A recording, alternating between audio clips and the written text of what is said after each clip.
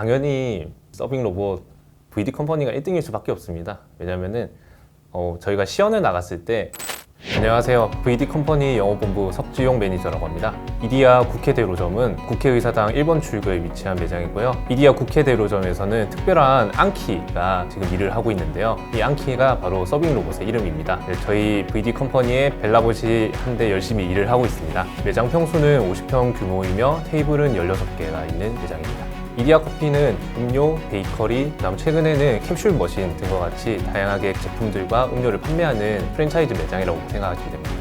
이디야 국회대로점에서는 호출벨과 사이니지 총 2가지를 활용해서 저희 서빙 로봇과 함께 호흡을 맞추고 있는데요. 먼저 호출벨 같은 경우에는 누르면은 직원이 직접 테이블로 오는 시스템이지만 현재 국회대로에서는 음식이 나오면은 고객이 음식을 자기 테이블로 불러올 때 사용하는 호출벨이고요. 두 번째로 사이니지 같은 경우에는 고객이 이디야 오더나 아니면 이제 키오스크에서 주문했던 주문 번호를 통해서 음료가 나왔는지 확인할 수 있는 사이니지가 있습니다. 이 국회대로에서는 호출벨과 사이니지 2가지를 통해서 서빙 로봇과의 조합을 만들고 있습니다. 키오스크 또는 이디야 오더 이 2가지를 활용해서 먼저 주문을 하게 됩니다. 이제 영수증에 주문 번호가 나오고요. 직원들의 이런 포스기에 뜨게 됩니다. 이 포스기를 바탕으로 직원들은 음료를 제작하고 제조가 완료되면은 사이니지에 주문 번호를 입력해 줍니다. 고객이 확인하고 테이블에 위치해 있는 호출벨을 눌려서 서빙 로봇이 완성된 음료를 자리까지 안내해주는 기능을 하고 있습니다. 직원들 같은 경우에는 중간에 이제 끊기는 현상이 없어서 주문이 밀리는 일들이 발생하지 않는 일석이조 효과를 보고 있습니다.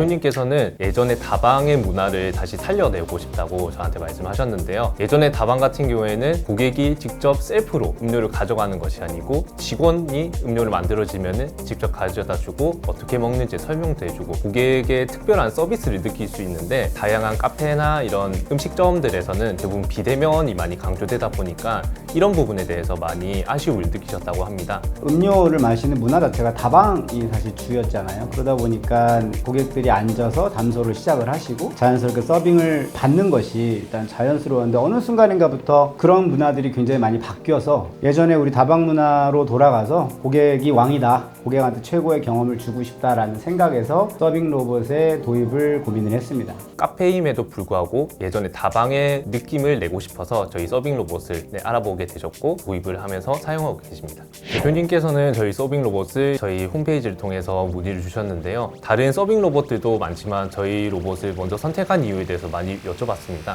대표님께서는 시장 점유율 1등인 로봇이면 그만큼 검증이 되지 않았을까라고 말씀하시면서 이 로봇에 대한 구동과 자세한 것들을 좀 다시 보고 싶다고 홈페이지에 무료 시연을 신청해 주셨습니다. 그런 시연을 통해서 대표님께서는 매장에서 실제로 어떻게 구동되는지를 많이 중점적으로 보셨고요. 특히나 카페는 서빙 로봇이 들어가기 힘들 거라고 생각을 하셨대요, 처음엔. 하지만 실제로 쿠쿠에서도 많이 활용하고 있고 애슐리에서도 활용하고 있는 이런 호출벨 시스템을 통해서 내가 원했던 옛날 다방의 느낌을 낼 수 있겠구나 라고 생각이 드셔서 저희 로봇을 직접적으로 결정하게 된 계기라고 보시면 됩니다. 사람과 로봇 간의 교감을 엄청 만족해 하십니다. 저희 벨라봇 같은 경우에는 귀를 쓰다듬어 주면은 사람과의 상호작용을 할 수 있거든요. 상호작용을 통해서 손님과 로봇 간에 보이지 않는 그러한 끈끈한 것들을 많이 느끼시는 게 많은 만족감을 느끼고 있다고 합니다. 실제로 제가 이제 시연을 하고 설치를 하고 이후에 이제 점검차 방문을 했을 때 매장에 아르바이트 분이 면접을 몇 번 오셨어요. 하지만 이제 인력이 늘어난다고 해서 서비스의 품질이 늘어나는 것은 아니라고 대표님이 말씀하시면서 로봇과 사람의 이러한 조합을 잘 이룰 수 있는 분들을 많이 찾고 있더라고요. 바쁜 피크 시간대 아니면은 사람을 추가로 운영하지 않고 로봇과 사람 한 명이 계속해서 활용을 하고 있는 것으로 제가 봤고요.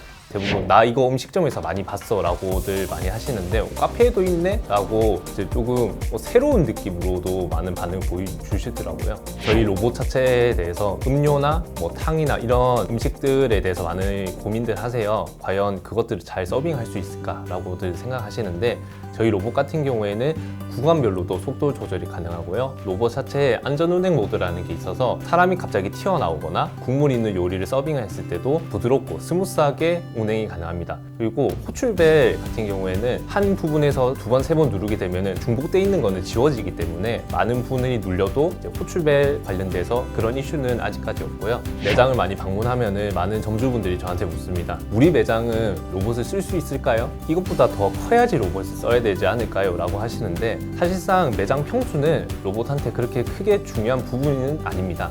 실제적으로 로봇이 작은 매장에도 쓸 수 있고 큰 매장이더라도 로봇이 지나갈 수 없는 동선이 있으면 사용을 못합니다. 매장 크기보다는 로봇이 다닐 수 있는 동선이 확보되는 게 먼저 우선시 돼야 되고요. 그 부분이 확보가 된다면 작은 매장에 있더라도 충분히 로봇을 활용할 수 있습니다.